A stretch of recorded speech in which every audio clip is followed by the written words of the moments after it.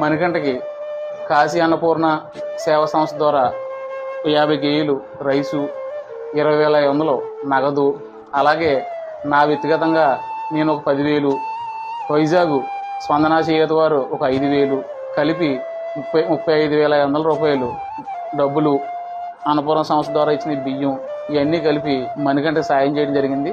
అలాగే ఎవరన్నా మరికొంతమంది దాతలు సహృదయంతో మంచి మనసు చేసుకుని ఈ రోజున ఈ మణికంఠకి సాయం చేయాలని మనస్ఫూర్తిగా కోరడం జరుగుతుంది. ఎందుకంటే మణికంఠకి 2 అమ్మాయిలు, చాలా పూర్ కుటుంబం, చాలా ఇబ్బంది పడుతున్నాడు. అందుకని దయించి ఎవరైనా ఈ సాయం చేసే దాతలు ఉంటే తప్పకుండా కూడా మణికంఠకి సాయం చేయమని చెప్పి కోరి ప్రార్థిస్తుంది.